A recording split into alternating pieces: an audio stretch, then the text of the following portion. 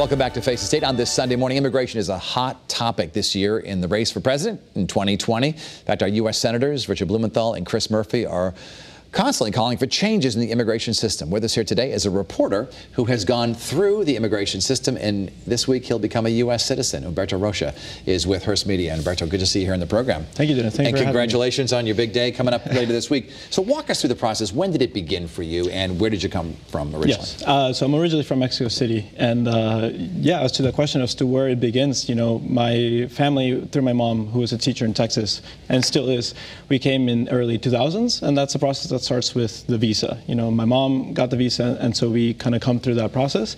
And the plan was to stay for 1 year. You know, we never anticipated to stay in the U.S. as much as we did, but it was through, you know, all these opportunities that provided, you know, public education, all these things that in Mexico, where I'm from, just aren't that attainable to a large part of the population. So our plan was to stay. And, you know, before we know it, like around 5 years later is when the process for the permanent resident or the green card starts. And I think that that was something I obtained in 2011. So I was still in high school, which, you know, in high school, you don't really know how all these things pan out. But even then, it was such a big step. And from there, so that was in 2011. And for the citizenship, I applied for that in December of last year. So that was, I think, my last big step. So you and your family did everything legally from the get-go, but it still took this long. Yes, it's a very lengthy process, and you know, it's a process that is filled with deadlines, with fees. I remember as a kid going to the lawyers' offices in Houston because we weren't sure, you know, how all these things work, and you need help in legal assistance. And so that is a process that, you know, spans back years. But yes, it's a lengthy one, but everything we did was legally, and even then, it's very lengthy. Also expensive. It can be very expensive, yeah. The application for citizenship costs $725, which, you know, is a lot for a lot of people in today's age. So, why do you think some people come into the country illegally when you can come through legally with a visa? Right. Once again, it's you know, I think from experiences that I've seen and reported on coming from Mexico, it's a matter of opportunity. You know, a lot of people come to the United States to work for less money than most people make. You know, and I think the fact that people come here, it's not. It's about work, but also it's about opportunities. And for someone who can do it legally, even then, that's an expensive process. But people come here for work, and people who, you know, want to provide for the families, because that, unfortunately, is just not the way it's not an opportunity that we have in our home country. So coming here, it's mostly for work and providing for our family. You have a very critical eye toward this because you're a reporter and you've gone through it and yes. You've studied it. What kind of recommendations would you make to maybe speed it up? That's a tough question.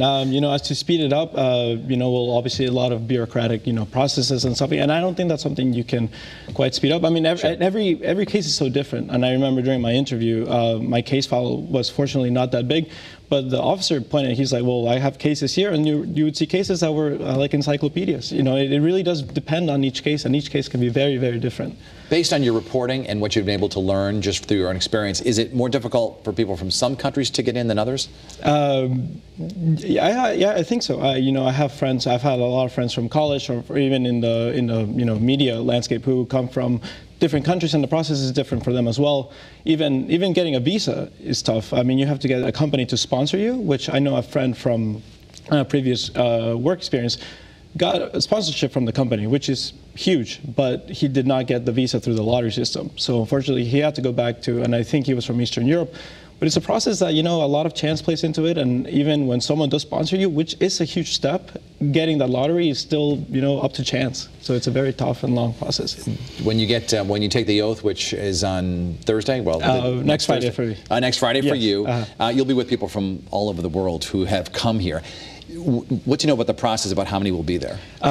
My mom actually just got citizenship in August of last year, so she told me, and this was in Houston, so it's, you know, she's like, there were like 1,000 people there, and you know, it really is a, you know, a microcosm of the world, if you want to say it. A lot of people who have come here, been here for so long, and, you know, want to devote the rest of their life and service to this country. So I think it's something I'm really excited about, and seeing you know, all these stories that really attest to how diverse America really is. What kind of setbacks and possible discrimination have you and your family faced over the years? You know, when people find out that you're not a U.S. citizen, you know, there are some who don't take it well. Yes, I mean, some people don't know. I mean, even when I was in high school, I remember my license, my driver's license had temporary visitor.